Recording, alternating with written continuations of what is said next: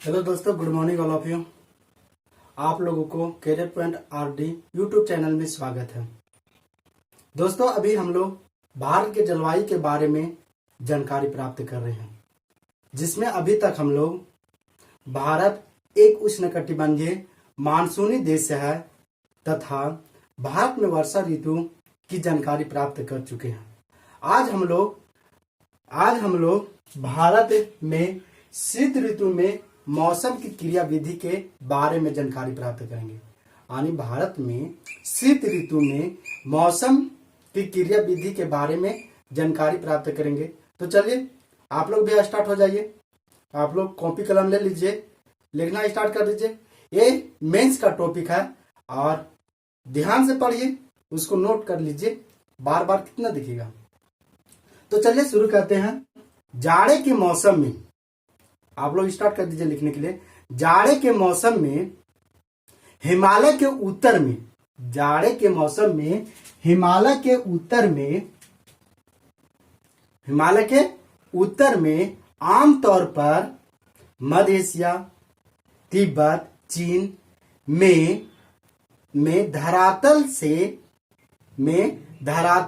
से 6 से 14 किलोमीटर की ऊंचाई पर 6 से 14 किलोमीटर की ऊंचाई पर पश्चिम से पूर्व की ओर प्रभावित होने वाले शक्तिशाली धारा को शक्तिशाली धाराओं या हवाओं को जेट धारा कहते हैं। जेट धारा हमेशा पश्चिम से पूर्व की ओर प्रभावित होती है। जेट धारा हमेशा पश्चिम से पूर्व की ओर प्रभावित होती है, जिसके कारण इसे पछुआ जेट धारा कहते हैं। तो देखिए, ये हम बोल रहे हैं, ध्यान से देखिएगा कि ठंडे के मौसम में यानी शीत ऋतु में, भारत में जिस समय शीत ऋतु आती है, तो ठंडे के मौसम में ये हिमालय के उत्तर, ये हिमालय पर्वत है, ऐसे देखिए जो हिमालय फैली हुई कहां से, जम्मू कश्मीर से लेकर अरुणाचल प्रदेश। तो हिमालय के उत्तर में आमतौर पर देखिए मध्य एशिया इधर है, तो तिब्बत, चीन में 6 से 14 किलोमीटर की ऊंचाई पर क्षोभ मंडल, 6 से 14 किलोमीटर की ऊंचाई पर क्षोभ मंडल की सीमा तक पश्चिम से पूर्व की ओर, देखिए ये पश्चिम हो गया, इधर पश्चिम से इधर पूर्व है, पूर्व की ओर प्रभावित होने वाली ये धारा, देखिए प्रभावित होने वाली धारा को जेट धारा कहते हैं। क्या कहते हैं? जेट धारा कहते हैं। हाँ, और ये जेट धारा हमेशा पश्चिम से पूर्व की ओर प्रभावित होगी, हमेशा पश्चिम से पूर्व की ओर प्रभावित होती है जेट धारा, जिसके कारण इसे पछुआ जेट धारा भी कहते हैं। अब ध्यान रखिएगा कि हम आगे क्लास में बताए थे कि ये इधर उत्तरी ध्रुव साइबेरिया से अति शीतल हवाएं जो चलती है से कहां टकराती है? हिमालय से टकरा के कहा होती है? पीछे हट जाती है। तो ये पछुआ धारा जो वहां शीतल धाराएं इधर चलती है चीन तरफ, वो प्रभावित हो रही है। समझ रहे हैं? तो देखिए आगे, देखिए आगे लिखिए आप लोग। ठंडे के मौसम में जिस समय भारत में ठंडे के मौसम आता है, ठंडे के मौसम में आमतौर पर हिमालय के उत्तर में मध्य एशिया, तिब्बत, चीन में धरातल से 6 से 14 किलोमीटर की ऊंचाई पर क्षोभ मंडल के सीमा के पास प्रभावित होने वाली पश्चिम से पूर्व की ओर प्रभावित होने वाली शक्तिशाली धारा को जेट पवन कहते हैं। क्या कहते हैं? शक्तिशाली धारा को क्या कहते हैं? जेट पवन कहते हैं। ये जेट पवन हमेशा पश्चिम से पूर्व की ओर प्रभावित होती है। ये जेट पवन हमेशा पश्चिम से पूर्व की ओर प्रभावित होती है, जिसके कारण इसे पछुआ जेठ पवन के नाम से भी जाना जाता है। समझिए। अब देखिए आगे,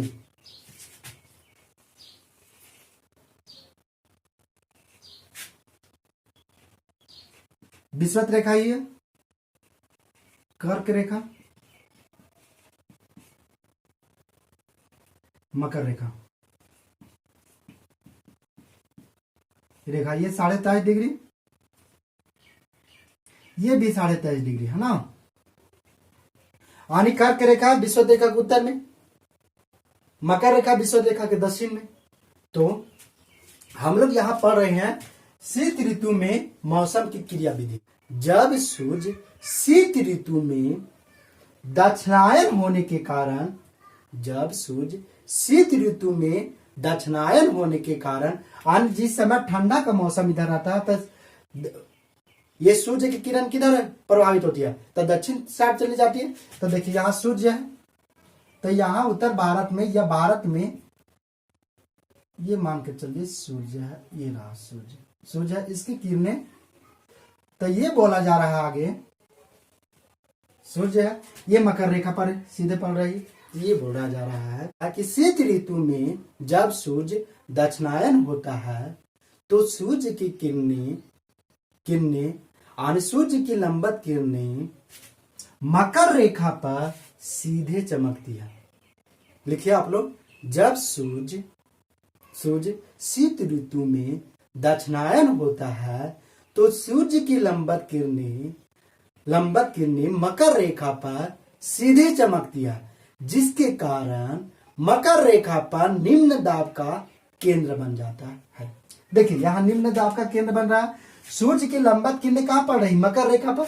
तो मकर रेखा पर जहां पड़ रही है तो आसपास की हवाएं क्या होगी, गर्म होगी, और गर्म होने की वजह से क्या होगी, हल्की होगी, और फिर हल्की होने की वजह से ऊपर उठेगी यहाँ।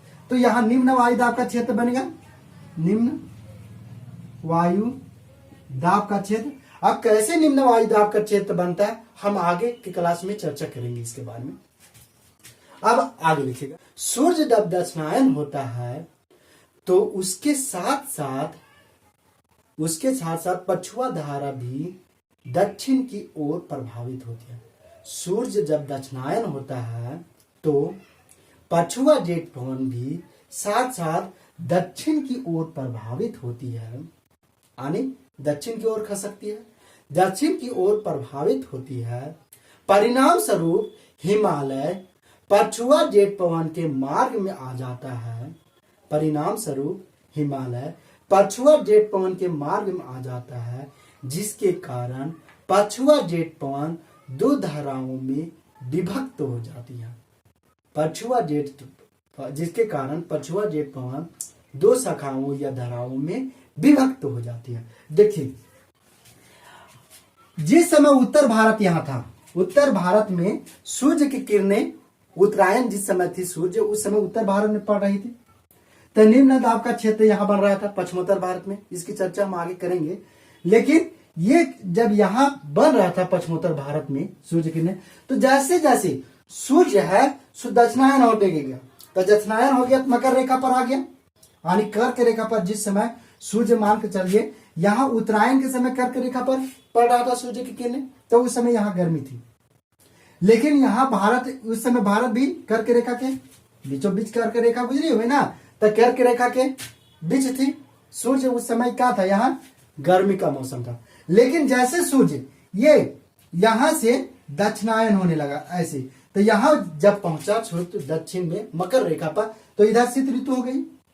और जिस समय यहां सूर्य था कर्क रेखा में, उस समय मकर रेखा पर शीत ऋतु थी। तो यहां पहुंच गया सूर्य, दक्षिणायन हो गया, तो क्या हो गया, पछुआ जेठ पवन आने यहां से शीतोष्ण कटिबंध से आने उत्तरी ध्रुव से जो ठंडी हवाएं, शीतोष्ण हवाएं जो प्रभावित हो रही है, चीन तरफ प्रभावित हो रही थी, तो क्या हुआ कि यहां इसे कौन रोक रहा है, हिमालय रोक रहा है। लेकिन क्या होता है कि ये अधिक, यहां बोल रहे थे ना कि शक्तिशाली जेट पवन है, ये प्रभावित हो रही है, तो सूर्य की किरणें जैसे जैसे यहां आई मकर रेखा पर, तैसे तैसे तो और ये शक्तिशाली जेट पवन हो गया।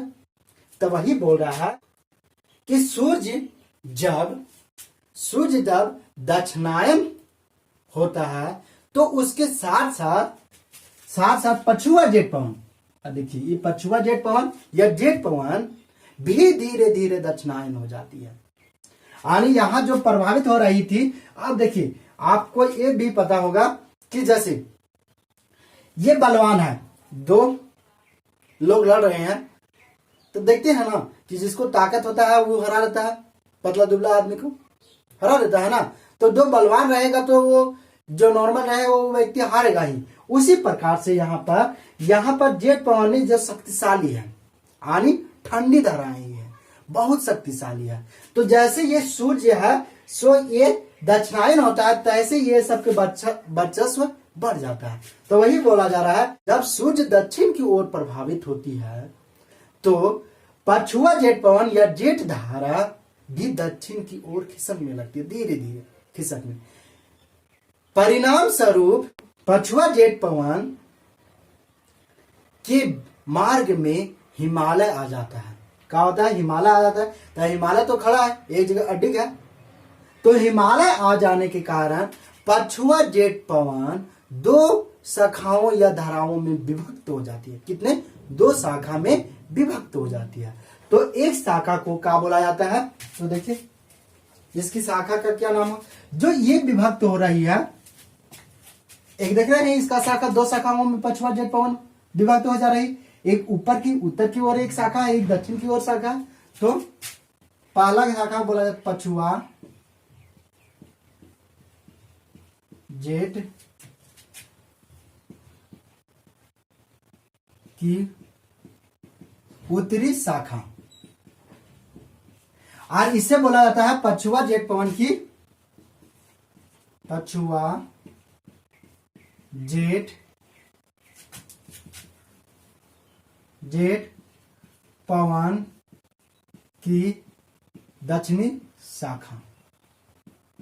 यानी कितने शाखाओं में विभक्त हो जा रही? दो शाखाओं में। यानी एक पछुआ जेठ पवन की उत्तरी शाखा, देखिए उत्तरी शाखा जो विभक्त हो रही है सो ये तीन तरफ प्रभावित हो रही है पूरा उधर, और एक पछुआ जेठ पवन की दक्षिणी शाखा किससे टकराने के कारण? हिमालय से टकराने के कारण। यानी इस पछुआ जेठ धारा के बीच में क्या आया था? हिमालय के आने की वजह एक दक्षिणी जेठ धारा में ये प्रभावित हो रही है।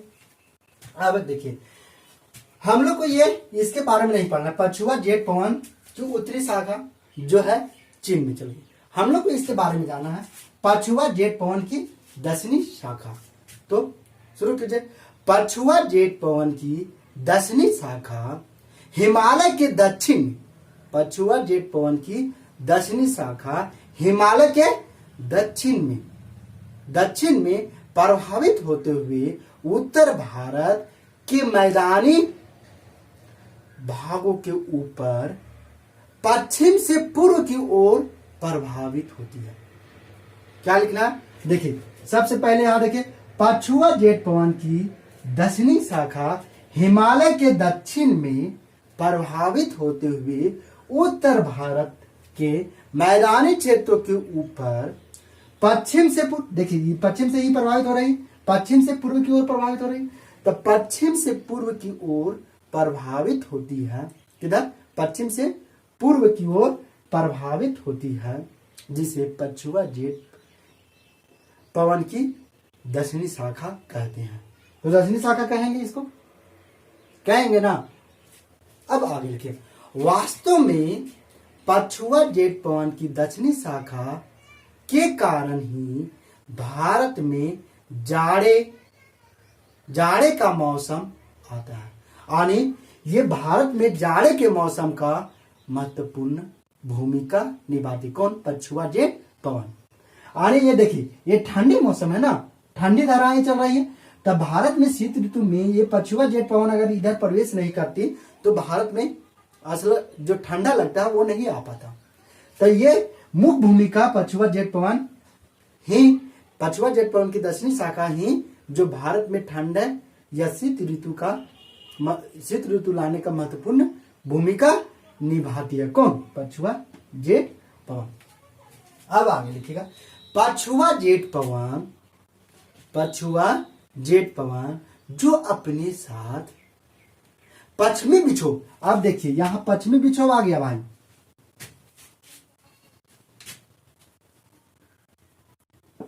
पश्चिमी,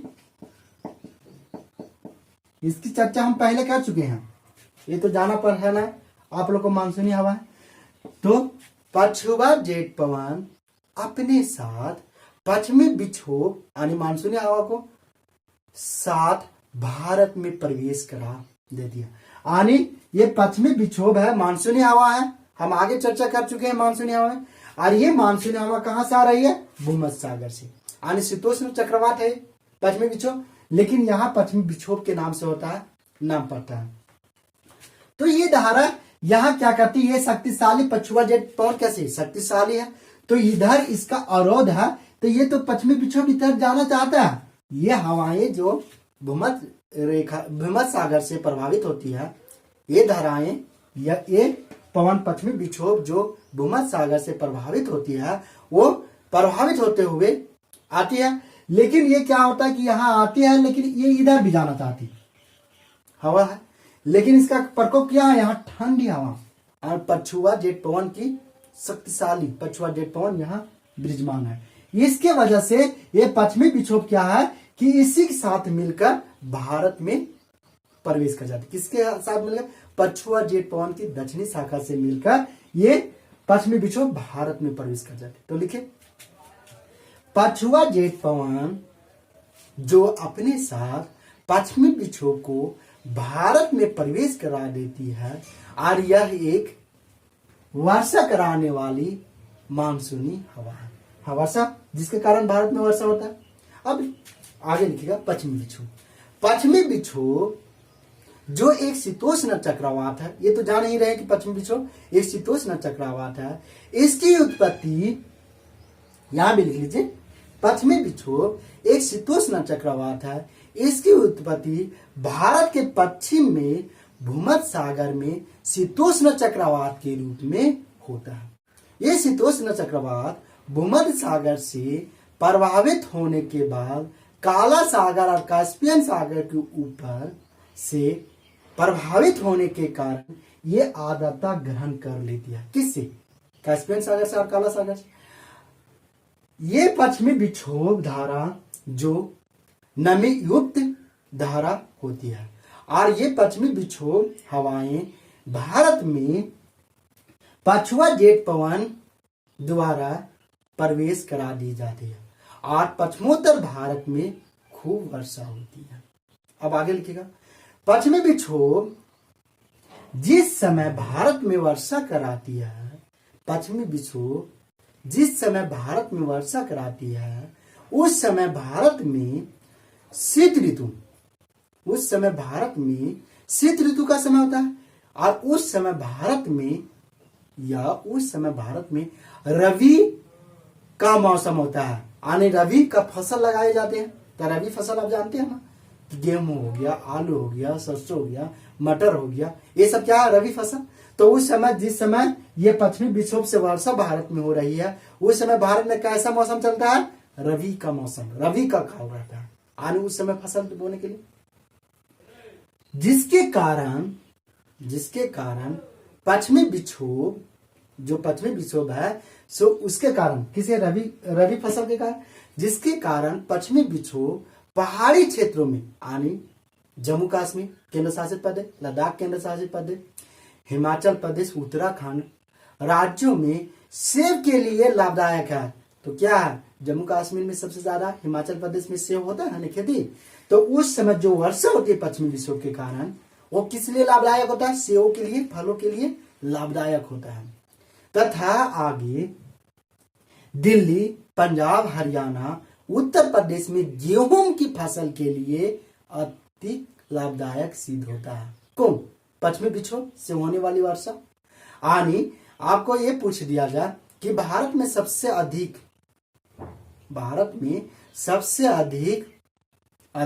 गेहूं किस राज्य में होता है उत्पादन?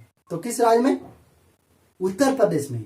और अगर यही पूछ दे कि भारत में सबसे अधिक प्रति हेक्टेयर गेहूं के उत्पादन किस राज्य में? तो पंजाब। प्रति हेक्टेयर गेहूं के उत्पादन सबसे अधिक पंजाब। और सबसे अधिक गेहूं का उत्पादन वाला राज्य उत्तर प्रदेश। अब आगे लिखेगा शीत ऋतु में पश्चिमी विक्षोभ के कारण ही हिमालय में हिमपात के रूप में वर्षा होती है। शीत ऋतु में पश्चिमी विक्षोभ के कारण ही हिमालय में हिमपात के रूप में वर्षा होती थी। कैसे? तो देखिए यहाँ पछुआ जेट पवन का जो अत्यधिक ठंडी धारा होती है या हवाएं होती है या पवन होती है, जिसके वजह से क्या होता है, ये पश्चिमी विक्षोभ जो मानसूनी हवा आती है तो क्या करती है, ठंडा होने की वजह से क्या वो बर्फ के रूप में हिमालय में वर्षा होती है। और हिमालय जिधर फैला हुआ वहां बर्फ के रूप में वर्षा होती है। तो शीत ऋतु में पश्चिमी विक्षोभ के कारण ही हिमालय के क्षेत्रों में बर्फ के रूप में या हिमपात के रूप में वर्षा होती है, जिसके कारण हिमालय से निकलने वाली सभी नदियां में गर्मियों के मौसम में जल नहीं सूखती। इसलिए ये बोल रहा है कि पश्चिमी विक्षोभ के कारण हिमालय में वर्षा हिमपात के रूप में होती है, जिसके कारण हिमालय से निकलने वाली नदियों में गर्मियों के मौसम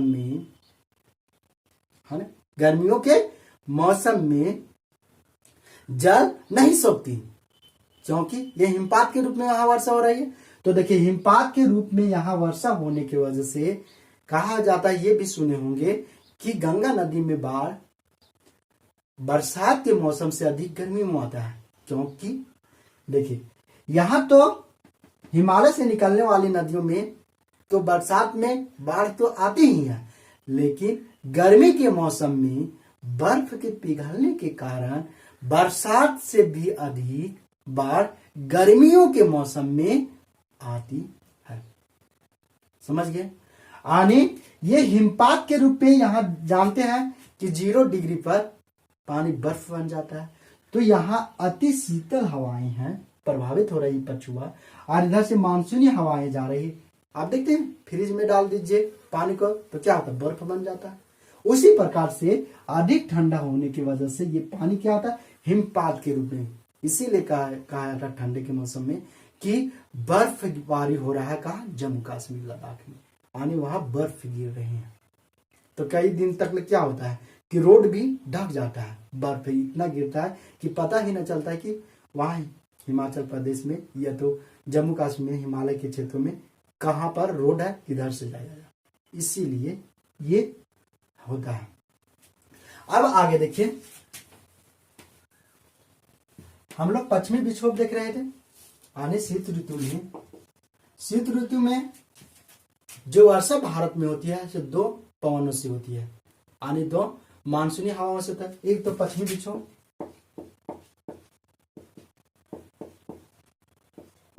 और दूसरा आता है उत्तर पूर्वी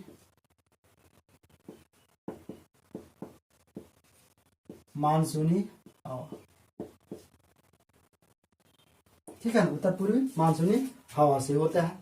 तो हम लोग इसके बारे में जानकारी प्राप्त, देखिए हम लोग ये पढ़ रहे हैं शीत ऋतु में मौसम की क्रिया विधि। ये मेंस का टॉपिक है, हम बार बार बोल रहे हैं, और इसे ध्यान से समझिए और लिखते ही जाइए। लिखिए तो देखिए उत्तर पूर्वी मानसूनी हवा या हवाएं, ठीक है, हवाएं। अब आगे लिखिए, शीत ऋतु में भारत में सिर्फ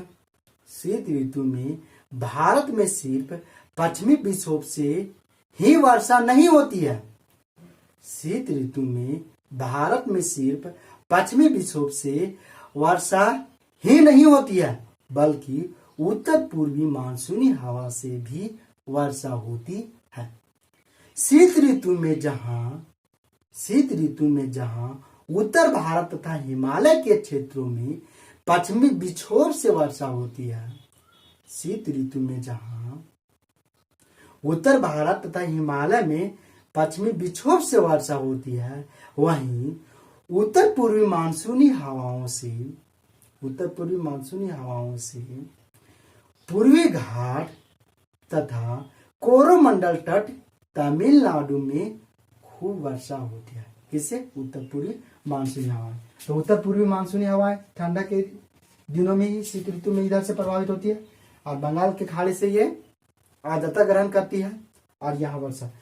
अगर आपको क्वेश्चन में ये पूछ दिया जाए कि पश्चिमी विक्षोभ जो मानसूनी हवा है और भारत में जो प्रवेश करती है वो आर्द्रता कहाँ से ग्रहण करती है?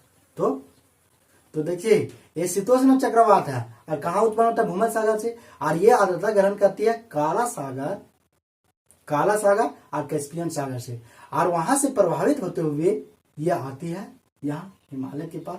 और यहाँ किस पवन के सहारे? ये भी पूछा गया क्वेश्चन में कि पश्चिमी विक्षोभ किस धाराओं या किस पवनों के सहारे भारत में प्रवेश करती है? या कौन सा पवन पश्चिमी विक्षोभ को भारत में प्रवेश कराता है? कौन सा पवन था? पछुआ जेट पवन भारत में प्रवेश कराता है।